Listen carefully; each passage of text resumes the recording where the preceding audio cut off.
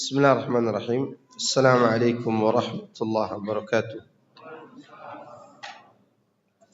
Innal hamdalillah nahmaduhu wa nasta'inuhu wa nastaghfiruh wa na'udzu billahi min shururi anfusina wa sayyiati a'malina. May yahdihillahu fala mudilla lahu wa may yudlil fala hadiya lahu. Wa ashhadu an la ilaha illallah wahdahu la syarika lahu. وأشهد أن محمدا عبده ورسوله صلى الله عليه وعلى آله وصحبه أجمعين وسلم تسليما كثيرا مزيدا أما بعد. Jemaah sekalian, a'azani Allah wa iyyakum. Alhamdulillah, kita bersyukur kepada Allah Subhanahu wa taala yang mempertemukan kita di Masjid Al-Istiqamah Perumahan BIP ini dalam rangka melanjutkan kajian kita dari kitab Tauhid. Dan kajian ini adalah kajian yang sangat penting untuk kita kaji terus dan kita ulang-ulangi, karena ini berkaitan dengan keistiqomahan di atas jalan yang lurus. Jadi keistiqomahan di atas jalan yang lurus di antaranya adalah terus mempelajari akidah, terutama berkaitan dengan tauhid. Sebutkan bahwa jalan yang lurus itu adalah tauhid itu sendiri, sebagaimana disebutkan dalam Al-Qur'anul Karim, di mana Allah berfirman, wa an ya'buduni hadza siratum mustaqim, dan hendaklah kalian beribadah hanya kepadaku, inilah jalan yang lurus. Inilah jalan yang lurus. Mustaqim artinya istiqamah. Jalan keistiqamahan itu adalah berada di atas at-tauhid. Nah, kita akan masuk pada dalil berikutnya di pembahasan mengenai tidak boleh putus asa dari rahmat Allah dan juga tidak boleh merasa aman dari azab Allah Subhanahu wa taala. Diriwayatkan dari Ibnu Abbas radhiyallahu anhuma, Rasulullah sallallahu alaihi wasallam bersabda, Rasulullah SAW ditanya tentang dosa-dosa besar. Lalu beliau sallallahu alaihi wasallam menjawab, al-kabairu asyirku billah wal ya'su mir rauhillah wal qanutu mir rahmatillah wal amnu min makrillah. Dosa-dosa besar itu adalah menyekutukan Allah dan berputus asa dari rahmat Allah dan merasa aman dari rencana atau makar Allah.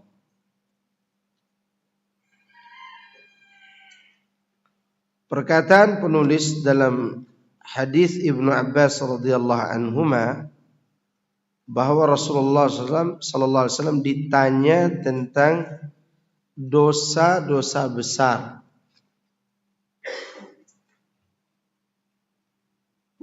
Al-kabair adalah bentuk jamak dari kabirah. Kabirah artinya dosa besar, artinya besar. Pertanyaan ini menunjukkan bahwa dosa-dosa terbagi menjadi dua. Pertama, dosa-dosa kecil, dan kedua, dosa-dosa besar. Seperti yang ditunjukkan dalam Al-Quran. Allah berfirman,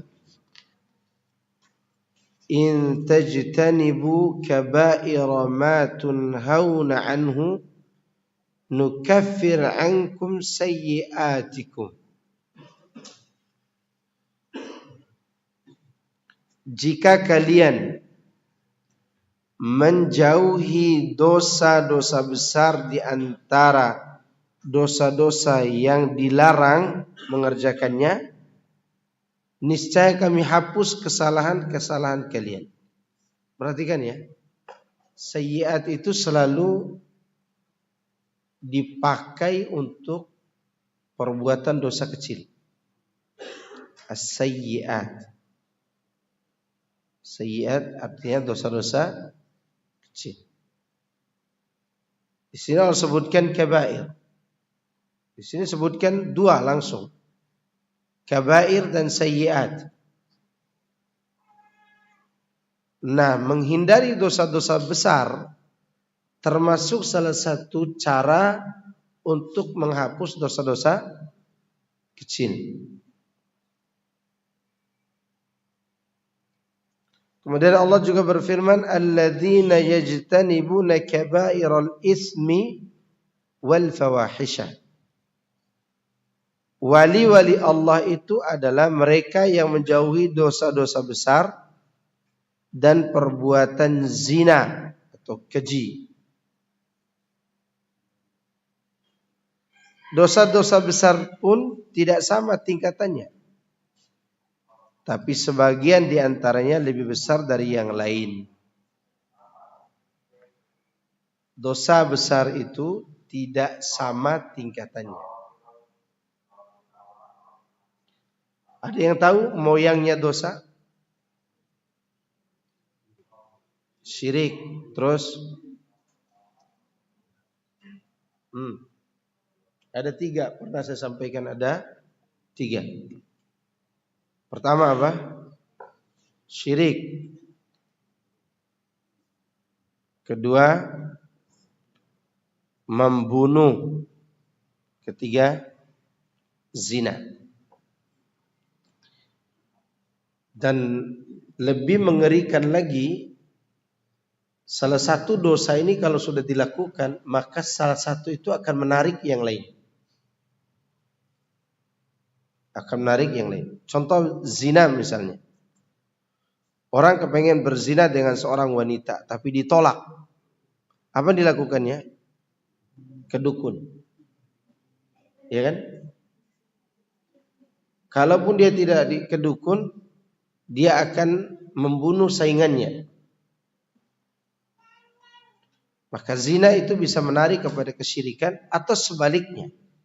Kesyirikan bisa menarik kepada perbuatan zina. Berapa banyak dukun yang cabul? Ada nggak dukun cabul? Ada dukun cabul. Tukang urut, tukang apa? Pengobat alternatif kepada perzinahan. Ada kan urut-urut, apalah istilah mereka yang ples-ples itu. Ya, yang sebagainya dukun. Sebagai apa? Jadi itu menunjukkan apa? Dosa-dosa ini mengerikannya itu dapat saling menarik. Zina bisa mengantarkan kepada kesyirikan. Zina juga bisa menyebabkan pembunuhan. Bisa terjadi perselingkuhan misalnya. Nah, ini dibunuh oleh pasangan yang memiliki pasangan. Karena terjadi itu. Atau si yang berselingkuh itu membunuh pasangan sah selingkuhannya. Dan bisa terjadi. Maka kata Ibnu Qayyim, 3 dosa ini bisa saling menarik kepada sebagiannya. Ini dosa besar. Dan dosa besar ini selain perbedaan tingkatannya, juga berbeda cara menuju kepadanya. Berarti Allah berbeda juga cara melarangnya. Ada dosa besar yang dilarang bukan zatnya, tapi yang dilarang adalah sebabnya. Seperti zina. Wala taqrabu az-zina. Wala taqrabu az-zina. Jangan kalian mendekati zina. Berarti pacaran itu termasuk pengantar kepada zina. Hati-hati yang pacaran, ya udah nikah masih pacaran. Ya, waliyadzubillah, semoga Allah melindungi kita dari hal itu. Dan biasanya itu karena ya apalah gitu, syahwat yang dia ingin nikmati selain daripada berpacaran dengan pasangannya. Yaitu pasangan hidupnya, istrinya. Seorang harus perhatikan itu karena dilarang jalannya, berarti zatnya sangat terlarang. Zatnya sangat terlarang. Ini dosa besar. Kita kembali kepada syirik, zina dan membunuh. Ketiga dosa ini ada sebab. Syirik sebabnya apa? Syirik sebabnya apa? Tidak perlu baca dalil, tinggal ingat aja zaman Rasul. Sebabnya apa? Jahil. Makanya ada jahiliyah. Membunuh emosi yang tidak terkontrol. Sebabnya apa? Syiddatul ghadab. Marah yang memuncak. Itu bisa menzalimi orang.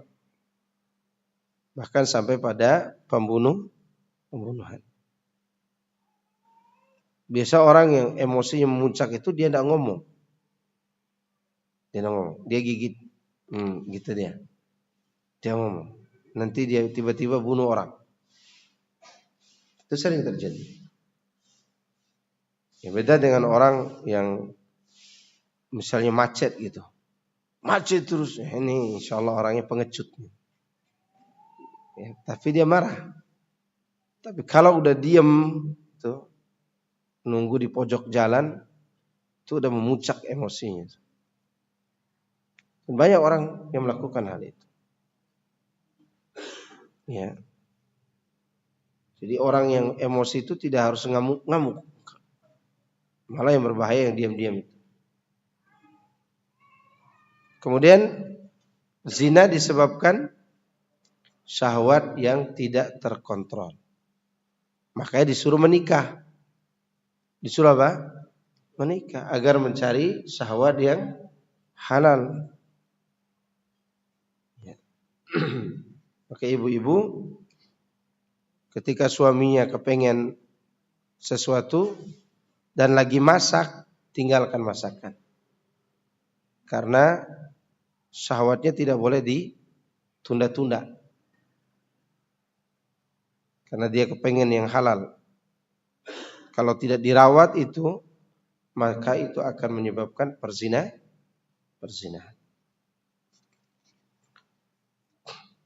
Taib, ini mengenai dosa itu. Jadi dosa itu banyak beragamnya, bertingkat-tingkat lagi. Dosa besar pun ada kriterianya. Pertama disebut langsung dosa besar itu bahwa itu adalah dosa besar. Seperti dalam hadis ini. Sebutkan langsung kan? Apa saja di sini? Syirik, putus asa dari rahmat Allah, dan merasa aman dari azab Allah.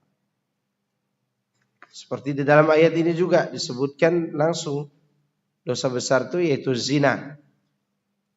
Perbuatan apa? Zina. Ada kadang dosa besar itu tidak disebut dosa besar, tapi disebut ancaman.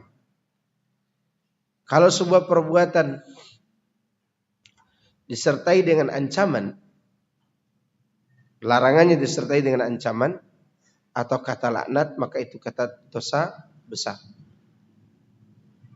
Dosa besar. Seperti Rasulullah SAW melaknat orang yang bertato atau yang dibuatkan tato. Berarti tato itu dosa besar apa kecil? Dosa besar.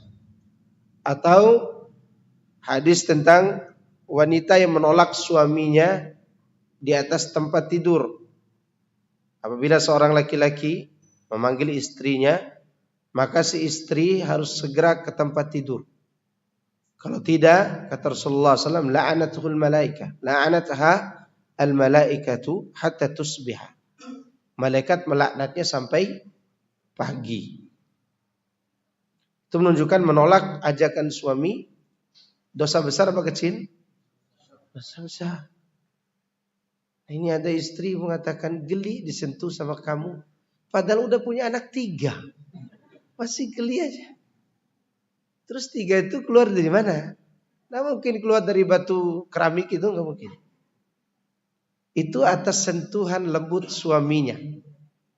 Atau ternyata istrinya tidak mau diperlakukan lembut supaya dia mau. Ya apa akan dikejar kayak ayam. Bikin kamar yang luas. Yang jelas dia harus melayani suaminya. Karena ada kalimat laknat. Ingat ya. Untuk menentukan ini dosa besar, dosa kecil. Pertama ada disebut langsung. Oleh Allah dan Rasulnya SAW. Dosa besar. Yang kedua tidak disebut dosa besar. Tapi disebut ancamannya. Tadi saya contohkan seorang wanita yang diajak berzina oleh diajak tidur jima oleh suaminya, tapi dia tolak. Apa alasannya? Dia tolak karena masih masak tempe, masih masak jengkol, masih masak ini, maka tinggalkan semua itu. Nabi mengatakan seorang wanita yang diajak suaminya, tinggalkan semua kegiatan meskipun masakan di atas tungku api. Cuma zaman sekarang jangan di atas kompor gas. Ya, kenapa? Karena kompor gas bisa meledak. Matikan dulu. Tapi nanti masakannya tidak matang dengan sempurna. Yang penting suaminya telah mendapatkan hak yang sempurna. Demikian juga laki-laki yang meninggalkan hak istrinya, tidak beri nafkah, termasuk apa? Dosa besar. Dosa besar. Ini cara mengetahui dosa besar dan dosa kecil. Ulama berbeda pendapat. Apakah dosa-dosa besar tidak terbatas jumlahnya ataukah terbatas? Sebagian ulama berpendapat bahwa dosa-dosa besar tidak terbatas jumlahnya berdasarkan nas-nas terkait. Pendapat lain mengatakan bahwa dosa-dosa besar itu terbatas. Syekhul Islam Ibnu Taimiyah rahimahullah mengatakan, pendapat bahwa dosa-dosa besar terbatas jumlahnya, lalu ia berkata, Ibnu Taimiyah berpendapat bahwa dosa besar itu terbatas jumlahnya. Beliau mengatakan, dosa besar adalah setiap dosa yang ada hukuman khususnya, baik di dunia maupun di akhirat.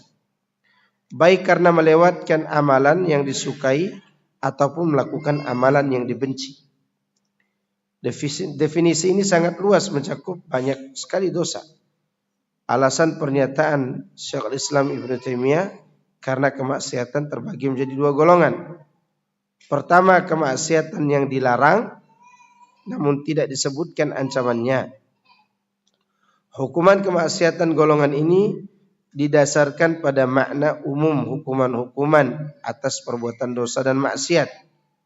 Kemaksiatan golongan ini dapat digugurkan dengan melakukan amalan-amalan ketaatan, seperti disebutkan dalam sabda Nabi SAW, as-salawatul khamsu wal jum'atu ilal jum'ah wa ramadan ila ramadan mukaffiratun ma bainahunna idza ijtunibatil kaba'ir. Salat 5 waktu, Jumat ke Jumat berikutnya, Ramadan ke Ramadan berikutnya adalah penggugur dosa. Maksud dosa kecil di antara keduanya, jika dosa-dosa besar dijauhi. Jadi ini golongan dosa yang pertama. Golongan dosa yang pertama ini tidak disebutkan ancaman secara khusus. Orang yang melakukan dosa ini tidak disebut ancaman secara khusus. Tapi hukuman kemaksiatan golongan ini disebutkan secara umum bahwa ini dosa. Pasti ada efeknya. Nah efeknya apa? Kita nggak tahu secara pasti. Yang jelas ada efeknya. Beragam efeknya. Ya, beragam efek. Dan jenis dosa yang ini bisa dihapus dengan ketaatan. Wa atbi sayyi'atal hasanata tamhuha. ikutkan perbuatan burukmu dengan perbuatan baik, niscaya itu akan menghapusnya. Ini termasuk golongan dosa-dosa kecil yang bisa dihapus dengan wudu, dengan berjalan ke masjid, dengan sedekah, atau menghadiri Jumat dengan Jumat berikutnya. Di antara keduanya terjadi kesalahan, maka dihapus oleh Jumat itu. Kedua, kemaksiatan yang ada hukuman khususnya, seperti ada kata laknat, murka, lepas tangan dari pelakunya, ada had, ada hukum pidana bagi dia di dunia, pidana khusus, ditiadakannya iman dari pelakunya atau semacamnya. Kemaksiatan golong ini termasuk dosa-dosa besar yang tingkatannya berbeda-beda juga. Nah, dosa besar ini terkadang melakukan larangan dan terkadang meninggalkan amalan. Dosa besar meninggalkan amalan apa? Meninggalkan sholat. Mana yang lebih besar dosanya? Meninggalkan sholat atau orang yang berzina? Berarti ada tingkatan dong. Ada perbedaan tingkatan. Kenapa meninggalkan sholat lebih besar dosanya?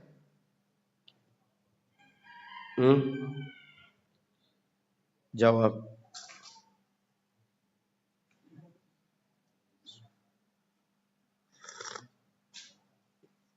Ya, mumpung Anda minum kopi. Kenapa meninggalkan sholat itu dosa yang lebih besar daripada berzina?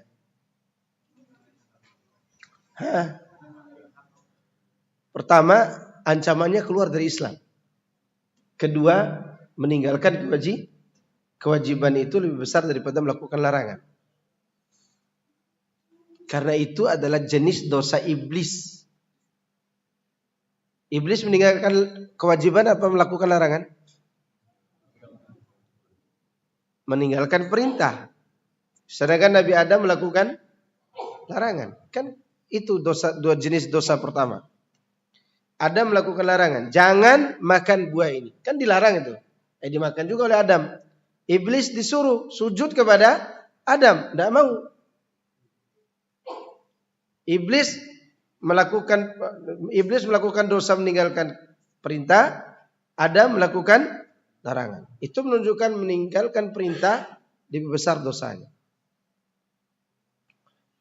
Ya. Maka ibu-ibu nih yang tidak berjilbab, akhlaknya baik, itu lebih besar dosanya daripada ibu-ibu yang berjilbab tapi joget di TikTok. Joget di TikTok itu dosa enggak? Dosa besar. Dosa itu musibah itu, ibu-ibu goyangan maut. Pakai jilbab. Dosa besar. Tapi dosa ibu-ibu yang tidak joget-joget, tidak pakai jilbab, lebih besar lagi. Kenapa? Meninggalkan perintah. Perintahnya, Qul ya ayyuhan nabiyyu qul li azwajika wa banatika wa nisa'il mu'minina yudnina 'alaihinna min jalabibihinna. Itu kata perintah. Katakan, wahai Nabi, katakan kepada istrimu, anak perempuanmu, wanita-wanita mukminah, hendaklah mereka menjulurkan jilbab ke tubuh mereka. Tuh. Itu contoh perbandingan. Maka hati-hati. Ada ibu-ibu bilang, nanti biar hati dulu dipakaikan jilbab Pak Ustaz. Ukuran L apa S?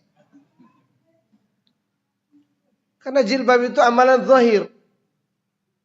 Jilbab itu amalan apa? Zahir. Nanti bisa aja bapak-bapak. Kenapa bapak tidak sholat di masjid? Cukup hati yang ke masjid. Kan ada hadisnya. Laki-laki yang merindukan masjid. Gimana saya bisa rindu kalau tidak jauh gitu kata dia. Itu akal namanya. Oleh karena itu ikhwan fillah azakumullah, meninggalkan perintah itu lebih besar dosanya daripada melakukan larangan. Atau di sana dosa besar itu ada kata boikot. Nah, ini bisa kita jadikan sebagai kaidah di dalam menanggapi perselisihan para ulama tentang sebuah amalan wajib atau tidak. Contoh kurban. Ya, antum tahu kurban hukumnya apa? Sunnah muakkadah, betul. Ada khilaf di antara para ulama tentang itu. Tapi di sana ada hadis yang mengatakan man kana lahu sa'atun wa lam yudhi fala yaqrabanna musallana. Siapa yang punya kemampuan dan tidak berkurban, maka jangan dekati tempat sholat kami. Ini kalimat boikot. Dan boikot tidak berlaku bagi mereka yang meninggalkan yang sunnah. Boikot itu berlaku bagi mereka yang meninggalkan yang wajib. Seperti Rasulullah SAW memboikot Ka'ab bin Malik karena meninggalkan kewajiban jihad.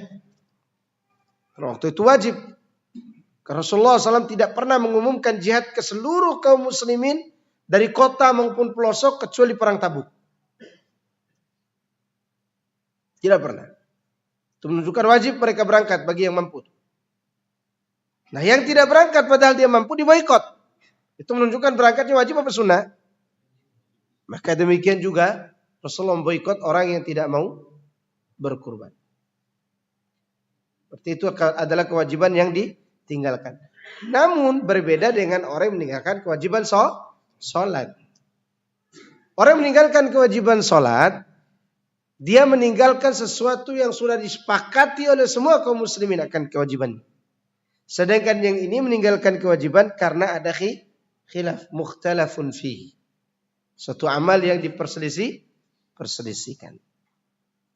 Jelas? Untuk menyebutkan contoh perbedaan dosa itu. Atau dosa tersebut ada hadnya, baru diketahui dosa besar, ada pidananya. Seperti berzina, pidananya apa? Kalau sudah menikah, dirajam. Kalau belum menikah, dicambuk berapa kali? 100 kali. Bukan dipukul begini kayak di Aceh, bukan begitu. Dicambuk oleh laki-laki kuat.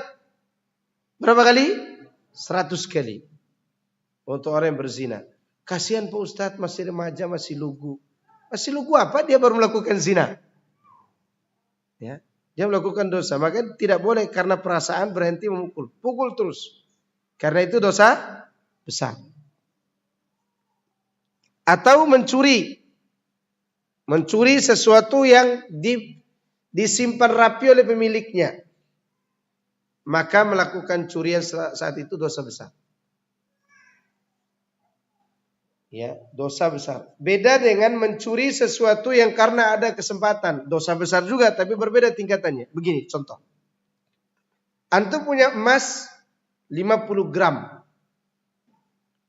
Ditaruh di mobil. Mobil Panther yang tidak bisa ditutup kacanya misalnya. Udah tua. Ditaruh di situ.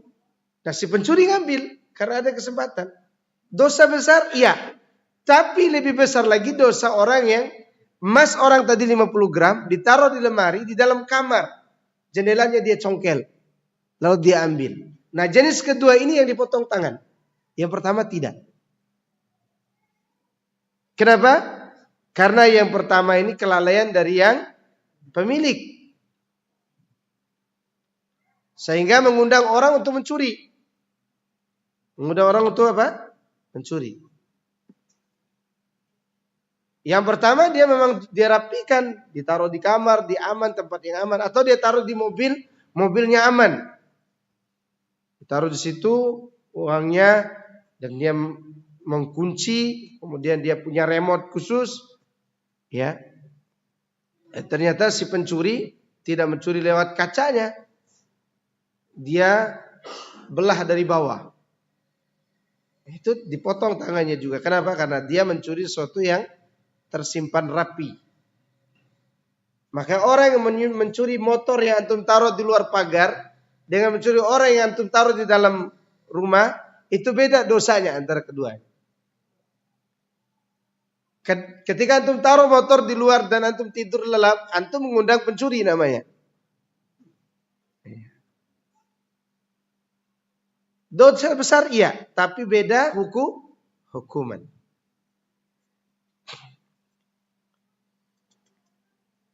Kemudian di antara contoh dosa besar itu pelakunya dihilangkan iman dari dirinya.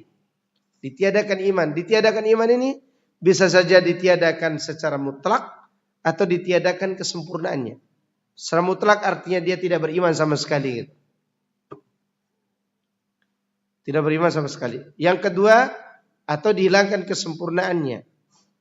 Seperti orang yang mengganggu tetangga, itu dihilangkan kesempurnaan imannya. Berarti mengganggu tetangga, dosa besar apa kecil? Dosa besar. Sudah dia mengganggu tetangga, pakai anjing lagi. Ya. Mengganggu tetangga karena pelihara kambing aja tidak boleh. Apalagi anjing yang menggonggong. Udah begitu nya disimpan depan rumah lagi. Bau. Sudahlah dia bau, ternyata anjingnya makan durian. Menyebabkan mengganggu tetangga itu dosa besar. Maka hati-hati yang punya peliharaan yang mengganggu tetangga. Termasuk melepas ayam. Ya, ini di mana-mana ayamnya. Kalau dia sudah di mana-mana, dah sembelih aja ayamnya. Tapi bertingkat-tingkat antara gangguan tadi. Ingat, bertingkat-tingkat. Karena yang dihilangkan adalah kesempurnaan iman. Nabi mengatakan, "Man kana yu'minu billahi wal yawmil akhir, falyukrim jarahu." Itu dikaitkan dengan iman. Tapi bukan berarti dia kafir otomatis, enggak. Enggak otomatis kafir. Sama seperti orang yang berzina. Di saat dia berzina, imannya diangkat. Imannya apa? Diangkat. Maka oleh karena itu, tidak ada darurat dalam urusan zina. Seseorang disuruh berzina dan darurat Pak Ustadz, maka berzina enggak boleh. Lebih baik dia ditembak mati daripada berzina. Ya, daripada apa? Berzina. Tidak ada kata darurat dalam perzinahan. Sebagian ulama mengatakan demikian. Kenapa? Karena di saat dia berzina itu imannya diangkat. Imannya apa? Diangkat. Berbeda dengan melakukannya dengan pasangan halal. Melakukan dengan pasangan halal, tidak ada niat untuk mencari pahala, tetap dapat pahala. Itu bedanya antara yang halal dengan yang haram. Ya. Cuman orang lebih suka kepada yang halal, yang haram daripada yang halal. Kenapa? Karena yang haram itu dilakukan sembunyi, biayanya mahal. Maksudnya sembunyi-sembunyi tidak ditahu sama istrinya, tidak ditahu oleh siapapun. Sedangkan yang halal dia lakukan dengan istrinya, ya. Dan katanya itu dianggap biasa. Kalau dianggap biasa, berarti dia telah mati hatinya. Telah mati hatinya. Waliyadzubillah. Jadi zina itu bisa membuat iman terangkat. Maka disebutkan ini termasuk golongan dosa-dosa besar. Taib. Di sini disebutkan pertama dalam hadis ini syirik kepada Allah, dan itu sudah kita jelaskan apa yang dimaksud dengan kesyirikan. Syirik besar. Syirik kecil pun dosa besar. Syirik besar dosa besar. Syirik kecil dosa kecil. Dosa besar. Tapi syirik besar lebih besar daripada syirik kecilnya. Jangan dianggap, oh ini syirik kecil, dosanya kecil. Enggak. Tetap dosanya besar. Semua jenis syirik. Hanya saja berbeda tingkatannya. Karena syirik kecil lebih besar daripada dosa besar. Ibnu Mas'ud berkata, sungguh aku bersumpah dengan nama Allah secara dusta, itu lebih aku sukai daripada aku bersumpah dengan selainnya tetapi jujur. Ada orang nih mau dusta kepada istrinya. Kemana kemarin? Keluar kota. Keluar kota apa pergi ke istri sirinya? Demi Allah keluar kota. Padahal dia bohong. Padahal dia apa? Kalimat ini dosa. Tetapi ketika dia bersumpah dengan selain nama Allah dan jujur, itu lebih besar lagi dosanya. Faham kan? Karena itu syirik. Yang pertama dosa berbohong. Yang kedua dosa syirik. Dan bersumpah dengan selain nama Allah, kata Nabi SAW, dia adalah syirik kecil. Itu syirik kecil. Ya. Karena ketika Rasulullah SAW menyebutkan man halafa bi ghairillahi, beliau sallallahu alaihi wasallam menyebutnya dengan kata kerja. Faqad asyraka. Sungguh dia telah berbuat syirik. Ini syirik kecil, tetapi dosanya lebih besar daripada berbohong. Karena keburukan syirik jauh lebih besar daripada keburukan dusta. Ini menunjukkan bahwa syirik termasuk dosa-dosa besar secara mutlak. Kemudian yang kedua, berputus asa dari rahmat Allah. Berputus asa dari rahmat Allah, ar-ruhu adalah kelapangan. Berputus asa dari rahmat Allah termasuk salah satu dosa besar karena dampak-dampak buruknya. Dampak buruknya orang tidak akan beribadah kepada Allah lagi. Biasanya orang yang berputus asa dari rahmat Allah ini karena disebabkan kejahilan. Atau karena dia pernah takabur. Tahu takabur? Sombong. Seperti ada orang mengatakan, ya Allah, aku dulu telah berzina, daripada engkau azab aku di neraka, azab saja aku di dunia. Dan Allah berikan ujian itu dan dia tidak sanggup, akhirnya putus asa. Dan ini terjadi, di zaman Rasulullah juga pernah terjadi. Ada orang yang kurus, tidak ada lagi dagingnya karena sakit. Rasulullah SAW menjenguknya dan bertanya, kenapa kamu bisa seperti ini? Lalu dia ceritakan, dulu aku berbuat dosa besar, aku melakukan ini dan itu, dan aku minta kepada Allah agar Allah mengazab aku di dunia, sehingga aku tidak sanggup dengan azab ini. Dia tidak sanggup. Lalu Rasulullah SAW mengarahkannya untuk meminta keselamatan dunia dan akhirat dan mengajarkannya doa, Allahumma rabbana atina fid dunya hasanah wa fil akhirati hasanah wa qina adzabannar. Tidak boleh putus asa. Ada orang mengatakan, Ustaz, saya sudah banyak berbuat dosa. Pantaskah saya minta surga? Pantas. Terus dia katakan, tidak pantas Ustaz. Saya minta emperannya saja. Tahu dari mana ada emperan surga? Ternyata orang katakan begitu. Saya pernah datangi oleh seorang pelaku maksiat. Apa aja dia lakukan karena memang dia fulusnya banyak. Dia katakan, saya tidak berani minta surga Ustaz. Saya hanya berani minta emperan saja. Saya tanya balik. Dari mana antum baca ada emperan surga? Yang ada itu ada kamar di surga, sungai mengalir di bawahnya, Firdaus, Jannatu Aden, Jannatu Naim. Tidak ada Jannatu emperan.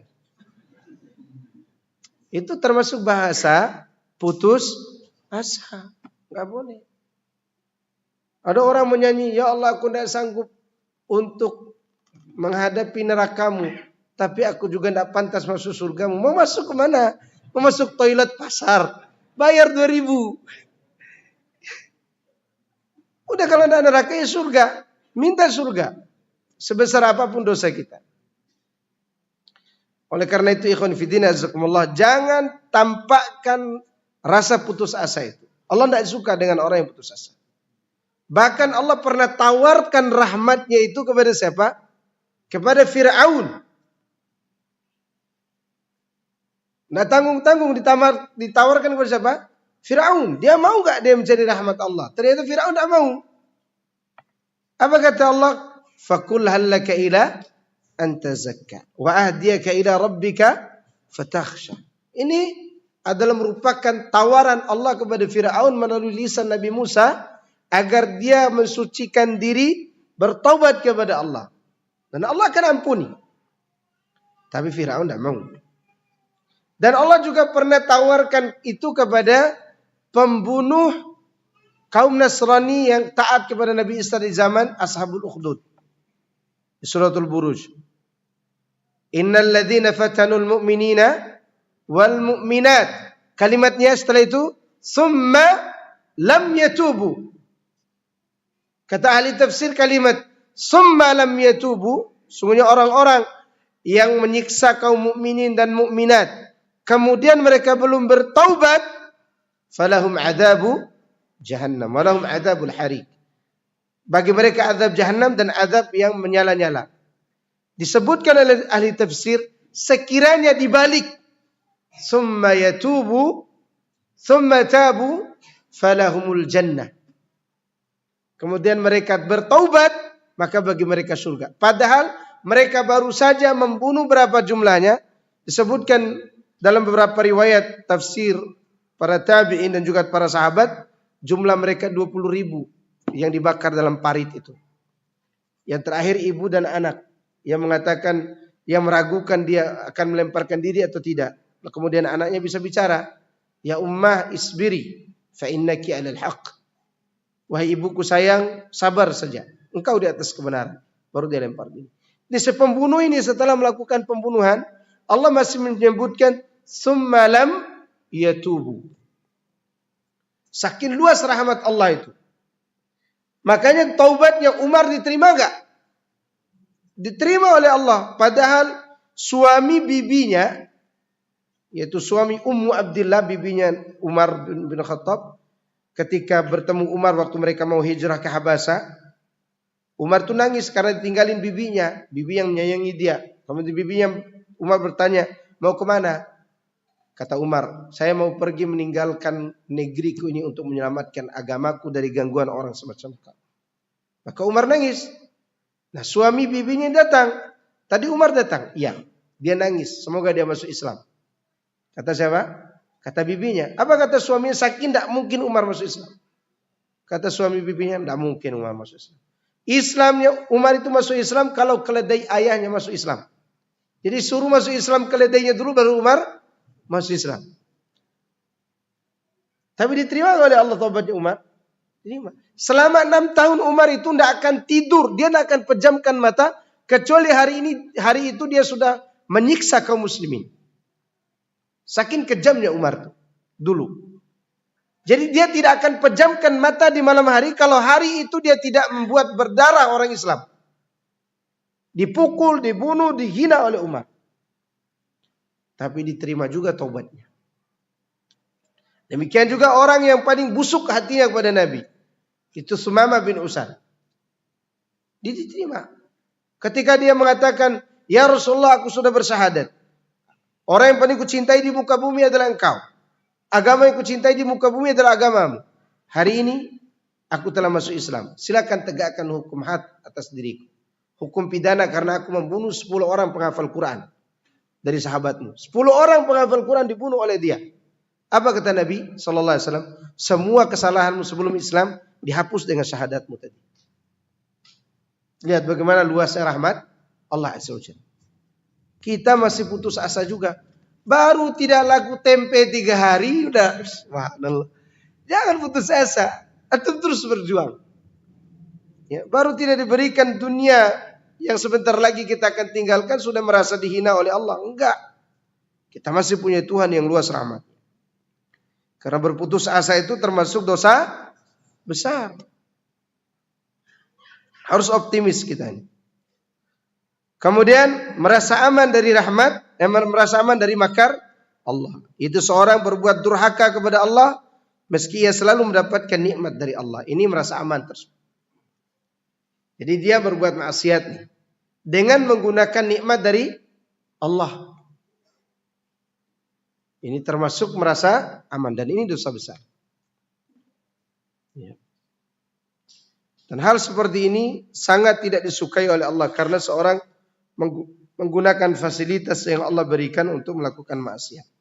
Allah katakan walladzina kadzdzabu biayatina sanastadrijuhum min haitsu la ya'lamun wa umli lahum inna kaydi matin.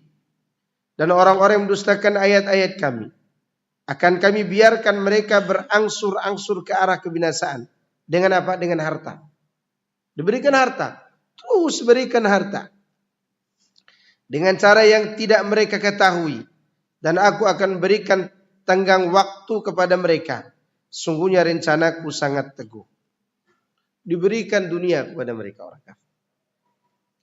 Kalau Allah tidak melihat kelemahan jiwa kita, Allah akan berikan orang kafir itu atapnya dari perak, lantainya dari emas di dunia ini.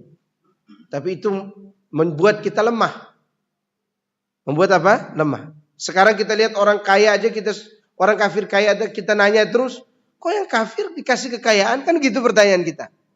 Ini jawabannya. Kekayaan itu sebagai siksaan. Makanya ada satu ayat dalam surah Al-Jin, ayatnya satu ayatnya, tapi maknanya dua. Tentang keistiqomahan. Allah katakan, wa allaw istaqamu ala tariqati la asqainahum ma'an qadaqa linaftinahum fi. Lihat kalimat akhirnya. Dan seandainya mereka istiqamah di atas jalan. Nah, jalan ini dua maknanya. Jalan yang lurus dan jalan kesesatan. Kita sebut dulu jalan yang sesat. Seandainya mereka berada di atas jalan kesesatan dan istiqamah di atasnya, kami akan anugerahkan kepada mereka ma'an godaqa, air yang melimpah. Artinya harta yang melimpah kepada mereka yang istiqamah di atas jalan kesesatan tadi. Lalu lanjutannya linaftinahum fi. Kata fitnah di sini artinya agar kami mengazab mereka dengan harta tadi. Kenapa? Karena mereka menggunakan harta itu untuk berbuat kesesatan. Kalau ayat tadi diterjemahkan istiqomah di atas kebenaran, maka ayat linaftinahum fi untuk menguji siapa yang tetap istiqomah. Artinya begini, seandainya mereka istiqomah di atas jalan kebenaran, kami juga akan berikan rezeki kepada mereka yang istiqomah di atas kebenaran. Linaftinahum fi, agar kami menguji siapa yang tetap bertahan di atas kebenaran itu. Diuji. Maka jangan heran ada satu negara, tadinya negaranya lurus, bagus, bapak-bapaknya, nenek moyangnya menegakkan hukum-hukum Allah, menjauhi maksiat, diatur dengan sedemikian rupa. Tiba-tiba ada keturunannya yang tidak menjalankannya. Itu menunjukkan dia sedang diuji. Dilimpahkan harta. Di negara-negara Islam itu banyak harta. Itu ujian. Linaftinahum fi. Agar kami menguji apakah dengan harta itu tetap istiqamah atau tidak. Maka oleh karenanya hati-hati merasa aman dari rauhillah. Kita yang istiqamah di atas kebenaran atau mereka yang istiqamah di atas kesesatan sama-sama diberikan la asqainahum ma'an qadaqa. Ya. Dan kita tidak boleh merasa aman di situ. Seseorang udah dikasih hidayah oleh Allah, diberikan kelapangan rezeki. Ya, contoh misalnya punya angkringan. Udah dikasih satu angkringan, besok bikin angkringan satu. Besok lusa lagi satu. Mana dia? Tidak ada lagi tempat pengajian. Ini lagi ditipu oleh apa? Kelapangan yang dia rasakan saat itu. Hati-hati. Karena itu semua adalah bagian daripada makar, rencana Allah untuk menguji keimanan kita. Jangan pernah merasa aman. Ini mengenai merasa aman dari makar Allah.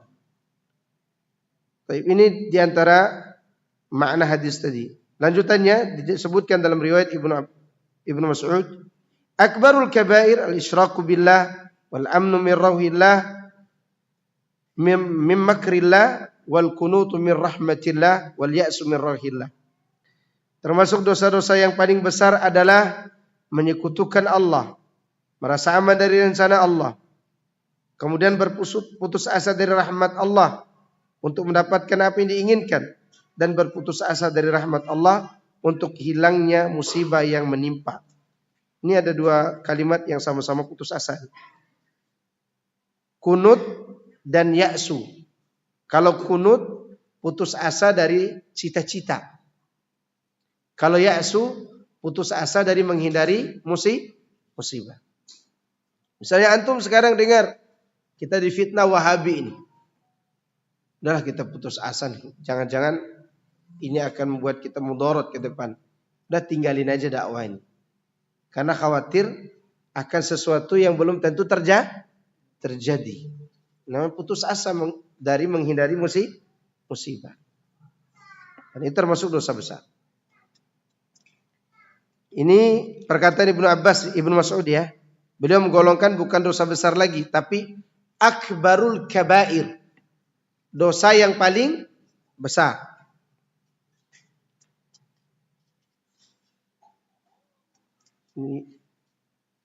Lihat kesimpulan. Orang yang meniti jalan menuju Allah dihadapkan pada dua hal yang menjadi penghalang untuk sampai kepadanya. Dua penghalang itu adalah merasa aman dari makar atau rencana Allah dan berputus asa dari rahmat Allah. Ketika ia ditimpa kesusahan atau tidak mendapatkan apa yang diinginkan, ia dikuasai oleh rasa putus asa dan menganggap mustahil adanya kelapangan dan tidak mau berupaya. Ini putus asa namanya. Tidak boleh. Karena ini penghalang jalan kepada Allah Azza wa Jalla. Ada orang baru belajar agama, belajar tapi tidak paham. Beneran tidak usah belajar. Namanya putus asa. Ada seorang bapak-bapak, Masya Allah, udah tua. Dan ini diceritakan oleh syekhnya sendiri yang didatang oleh bapak-bapak itu di Saudi. Syekhnya masih muda. Bapak-bapak ini tua dan mengaji, terus datang ke pengajian. Dan selama dia hadir pengajian, dia tidak faham apa yang dikaji oleh syekhnya. Syekh pakai bahasa Arab dan dia orang Arab. Dan dia tidak banyak mengerti. Tapi dia tidak pernah putus asa untuk menghadiri majelis ilmu. Lalu dia datangi syekhnya. Dia mengatakan, "Ya Syekh, saya selalu hadir kajian Anda. Tapi sedikit yang saya pahami. Tolong ajarkan saya pada saat ini kata-kata yang bisa saya bawa pulang, lalu saya ajarkan kepada keluarga saya." Lalu syekhnya mengajarkan, Rasulullah SAW bersabda, "Kalimatani khafifatani 'ala lisani, sakilatani fil mizan, habibatani ila rahman. Subhanallah wa bihamdi, subhanallahil azim." Ada dua kata ringan diucapkan, berat di timbangan amal dan disukai oleh Ar-Rahman, oleh Allah. Apa itu? Subhanallah wa bihamdi, subhanallahil azim. Dia senangnya luar biasa. Karena dia bisa menghafal langsung. Subhanallah wa bihamdi, subhanallahil azim. Dia mau pulang ketemu istrinya, "Ya zaujati," wahai istriku. Diajarkan juga itu. Ada dua kata yang ringan diucapkan dengan lidah dan berat di timbangan amal dan dicintai oleh Allah. Apa itu? Subhanallah wa bihamdi, subhanallahil azim. Ketemu anaknya, itu juga yang dia katakan. Tibalah sakit dia. Dan dia tidak siuman di rumah sakit selama 2 minggu. Selama 2 pekan. Begitu dia sadar, dia lihat dokter nih. Orang baru nih. Harus diajarkan juga nih. Ya. Dia lihat dokter. Pas dia siuman tuh dia lihat dokter. Dia katakan, "Ya dokter, wahai dokter." Ada 2 kata yang ringan diucapkan. Berat di timbangan amal dan dicintai oleh Ar-Rahman. Apa itu? Subhanallah wa bihamdi, subhanallahil azim. Dan dia mati setelah itu. Dia mati setelah mengajarkan kalimatut thayyibah dan dia ucapkan itu. Luar biasa kan? Itu yang dimaksud jangan putus asa dari rahmat Allah. Cari hidayah itu, cari ilmu. Meskipun mungkin kurang bisa dipahami, hadiri kajian. Setidaknya kita datang kepada majelis yang Allah katakan kepada malaikat, mereka adalah kaum yang orang-orang yang duduk di samping mereka tidak akan mudarat. Jadi kita duduk di samping orang-orang yang saleh. Itu kita dapat rahmat Allah Azza wa Jalla. Ya, jangan putus asa. Jangan seperti orang belajar bahasa Arab, baru tidak bisa huwa humahum berhenti. Antum tidak berhenti. Ya itu wajar karena memang antum bukan orang Arab. Ya. Pelajaran hari pertama udah semasjid hadir. Hadir semasjid. Begitu ustaznya katakan, ini hafal. Huwa humahum fa'ala fa'alu. Akhirnya fa'ala falalu gitu.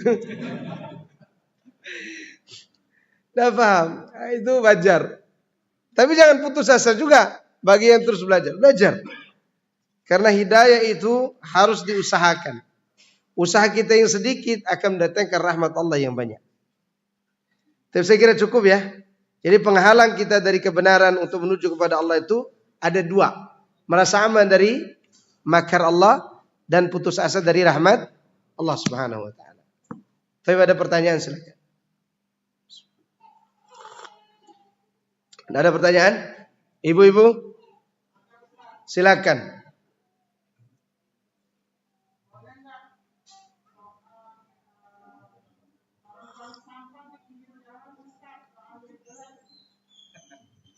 Hah?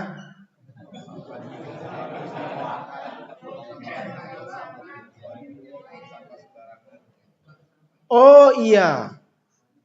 Itu kalau udah kesal itu ada yang tulis-tulis itu. Ya Allah, miskinkan aku 7 keturunan kalau aku buang sampah di sini, kan itu tulisan. Itu udah kesel banget tuh yang. Kalau dikatakan boleh sebagai ancaman. Boleh sebagai apa? Ancaman. Nabi SAW berdoa ancaman itu dia lakukan kepada orang-orang yang pulang berjihad. Ada seorang berjihad, ada para sahabat pergi berjihad, salah satunya kena luka di kepala. Lalu dia tanya ke sahabat-sahabatnya ketika dia mimpi basah, bolehkah saya bertayamum? Oh, enggak boleh, kata sahabat-sahabatnya. Ente mandi. Begitu dia mandi, mati. Ketemu dengan Nabi, diceritakan itu. Apa kata Nabi? Qatalahumullah. Saking kesalnya Nabi mengucapkan kalimat doa yang sebenarnya bukan tujuan doa tapi ancaman.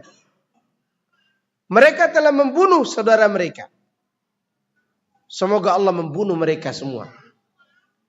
Ya. Ini boleh-boleh aja seperti itu. Karena buang sampah. Semoga miskin 7 keturunan gitu kan. Ada juga, ya Allah, jika aku buang sampah di sini, matikan aku sekarang juga, kata dia. Dan Anda temukan itu di asrama di dekat IPB itu. Nggak tahu di Kahuripan masih ada atau enggak itu. Masih ada? Masih ada. Itu kesel kayaknya itu. Habis mereka buang sampah di situ. Ya, buang sampah di situ. Oh, ini orang kesel. Maka hati-hati mengganggu orang lain di jalan, dosa besar. Dosa besar. Mengganggu jalan umum, dosa besar. Termasuk dosa besar adalah bikin acara nikah di jalan umum. Ini udah ndak punya modal, nikahnya mau meriah. Kalau ndak bisa sewa gedung, nikah dengan akad nikah di masjid. Istiqomah masih terbuka lebar. Nggak usah terlalu megah-megah kemudian mengganggu orang. Rasulullah SAW mengatakan kepada orang-orang pergi jihad, jika orang pergi jihad memotong jalan, ini jihad wajib loh. Dan mereka memotong jalan lalu lalang manusia yang sedang berjalan di situ, maka tidak ada jihad bagi mereka. Atau mengganggu tempat peristirahatan orang karena mereka lewat di situ, maka tidak ada jihad bagi mereka. Gimana dengan buang sampah? Udahlah buang sampah, bekas darah haid dia, bekas pampers anaknya, belum lagi bekas pasir kucing, tai kucingnya. Semua di situ bercampur. Akhirnya orang terganggu. Bau itu terganggu. Ya. Ingat, yang mengganggu anak Adam akan mengganggu malaikat juga. Maka tidak disukai oleh malaikat. Nah, ada pertanyaan?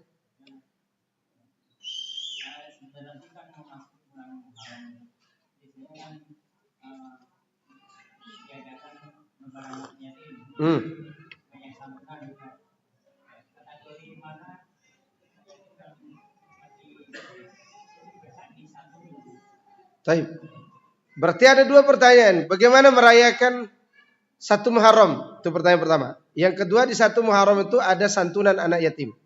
Santunan anak yatim tidak menunggu bulan Muharram. Kalau santunan itu ditunggu bulan Muharram, berarti sepanjang tahun dia kelaparan. Itu pertama. Kemudian mengenai perayaan 1 Muharram itu tidak ada dalilnya. Itu termasuk perbuatan bid'ah dalam Islam. Kenapa? Karena Rasulullah menyebutkan kita hanya punya 2 hari raya. Idul Fitri, Idul Adha. Adapun merayakan 1 Muharram tidak ada nasnya dari Nabi SAW. Yang ada adalah puasa Asyura yang ditambah dengan puasa tanggal 9-nya. 9, 10. Itu yang dilakukan. Dan setiap amalan yang ada puasanya berarti dia bertentangan dengan hari raya. Hari raya adalah hari makan, hari puasa adalah hari tidak hari raya. Makanya di hari tasyrik diharamkan puasa. Karena hari tasyrik hari makan-makan. Antum makan-makan selama tanggal 10, 11, 12, 13. Antum beribadah dengan kenyang. Sedangkan di Muharram itu hari apa? Ya, idulnya tidak ada. Tapi disuruh apa? Puasa tanggal 9, 10 atau 9, 10, 11. Jelas? Ya, tidak ada perayaan-perayaan selain hari raya Idul Fitri dan Idul Adha. Yang menghidupkan ini adalah dai-dai kondang yang tidak bisa mengajarkan ilmu, tapi hanya bisa berceramah. Karena kalau tidak ada hari raya itu, mereka sepi job desk, gitu. Sepi job desk. Kenapa? Karena hari itu hari mereka mendapatkan job pekerjaan. Oleh karenanya santunan anak yatim tidak harus nunggu 1 Muharram. Bagaimana cara kita mengetahui ini anak yatim atau tidak? Anak yatim itu yang ditinggal mati bapaknya dalam keadaan belum balik. Kalau sudah balik tidak yatim lagi. Kalau dia tidak punya apa-apa berarti dia fuqara. Disantuni karena fakir. Kalau dia masih yatim belum balik, meskipun dia punya duit disantuni karena yatim. Paham enggak? Ada anak kecil, dia punya harta mungkin dia tidak bisa keluarkan dari ATM-nya. Tapi kita mau santuni dia. Kita santuni karena dia yatim. Kalau dia balik nih. Dan dia tidak ada apa-apa di rumahnya, dia miskin. Maka disantuni bukan karena yatim lagi. Tapi karena dia fakir, fuqara. Jelas? Yang lebih mengerikan zaman ini yang disantuni seharusnya yang orang-orang menengah. Karena orang-orang menengah ini tidak pernah diperhatikan. Yang kaya sekaligus. Yang miskin biasanya banyak yang santuni. Yang menengah ini yang susah. Paham ke menengah? Antara miskin dan kaya. Ini kalau mereka tidak ada yang tahu kalau mereka tidak ada. Mau mereka minta, mereka egois. Ya kan? Iya, banyak orang tidak perhatikan. Coba antum waktu santuni daging kurban. Antum akan santuni ke orang miskin. Orang miskin itu dapat 5-6 kupon. Yang menengah 1 kupon tidak dapat. Itu perhatikan ya. Itu menengah itu sebenarnya dia butuh. Butuh apa? Pengayoman juga dari kita. Dari antum-antum yang punya harta. Yang tidak diperhatikan oleh kita itu ini. Ternyata apa yang kami perhatikan selama ini ternyata terjadi. Diperhatikan oleh para ulama, para ustadz. Bahwa ada orang-orang yang tidak diperhatikan. Karena dia menengah. Yang miskin gampang kan? Orang lihat ini miskin nih. Bawa daging. Ternyata dia dapat 5 kupon, 7 kupon. Kemudian dia jual lagi. Ini yang menengah siapa yang perhatikan? Orang lihat, oh dia punya rumah. Ternyata dia tidak punya pekerjaan. Sampai ada seorang ibu-ibu rumahnya besar rumahnya. Dan dia ditinggal mati suaminya. Orang mengira dia orang kaya. Ternyata dia masak di rumahnya, di belakang, ruangan belakangnya. Dan ini cerita oleh RT-nya. Bukan Pak RT kita ini ya. Cerita oleh RT-nya. Itu bekas-bekas bangunan, kayu-kayu bangunan itu. Dia kumpul, dia ikat, dia pakai masak. Tidak punya uang untuk beli kompor, untuk beli gas. Beli gas saja tidak ada. Padahal dia punya rumah besar. Dan sudah selesai dicicil oleh suaminya. Diketahui dia tidak punya itu ketika si RT tanya kepada dia. Ternyata itu, betul. Dan minta makan kadang kepada tetangga. Minta nasi aja tidak bisa minta lauk. Itu perhatikan ya teman-teman yang kondisi seperti itu. Jangan dipikirin santunan ini, santunan itu aja. Tapi perhatikan kondisi teman-teman di sekitar kita juga. Ya. Nah, orang-orang yang mungkin butuh bantuan. Dan tidak perlu tunggu 1 Muharram. Kalau tunggu 1 Muharram teman-teman yang disantuni sudah keburu cerai dengan istrinya. Kenapa tidak ada yang dimakan? Ya, tidak ada yang dimakan. Bentar, anak cerita satu lagi. Ada seorang ustadz penghafal Quran 30 juz. Dia tidak pernah ngomong. Kelihatan dia Ya orang ada karena dia pakai motor NMAX. Ya yang jelas bukan Ana ya. Karena Ana bukan NMAX, Ana pakai X-Max. Ya, antum jangan pikir ini Ustadz ini, bukan. Hafal 30 juz dan imam dia, imam masjid. Suaranya bagus, orang Aceh. Dia orang suka ngelawak, suka ceria gitu. Nah ketahuan susahnya. Tahuan susahnya kalau saya paksain. Di telepon, ente susah ya. Antum tahu, ente pokoknya susah deh. Karena kan istrinya kalau ditanya memang susah. Kata dia, saya hanya punya beras 10 kilo untuk cukup makan ke depan. Nggak punya lauk. Banyak orang seperti itu. Yang kurang apa? Diperhatiin. Sekarang kita itu kadang memperhatikan ustadz yang terkenal gitu kan. Yang kayak gitu kita kurang perhatian. Ya, mungkin ada sekitar kita yang ngajarin TPA, ngajarin apa gitu kan. Yang perlu diperhatikan oleh kita juga. Kalau yang bawahnya gampang ditahu. Ini miskin nih, kere nih, kere. Tinggal dikasih kan. Yang kayak tadi itu susah untuk diketahui. Dekatin dia. Tanya keadaannya. Sampai kata dia, saya masukin anak ke rumah sakit tidak punya uang Ustaz. Anak saya sudah galikan kubur. Jadi dia sudah galiin kubur anaknya. Karena anaknya kata dokter harus diobati dengan biaya yang besar. Baru diketahui oleh kita, dia butuh biaya ketika anak minta untuk dimintakan di-share di grup alumni kami. Alhamdulillah terbantukan anaknya. Terbantukan anaknya dan sekarang anaknya sehat. Jadi anaknya sakit tidak punya duit, dia tidak punya juga. Kan BPJS itu tidak semua bisa ini. Dia harus masukkan anaknya ke ruangan yang mahal. Dan udah dia gali kubur. Ini bukan cerita dongeng, ini udah dia gali kubur. Anaknya digali kubur saking tidak punya. Tidak ada yang perhatiin. Perhatikan ikhwan. Taib silakan.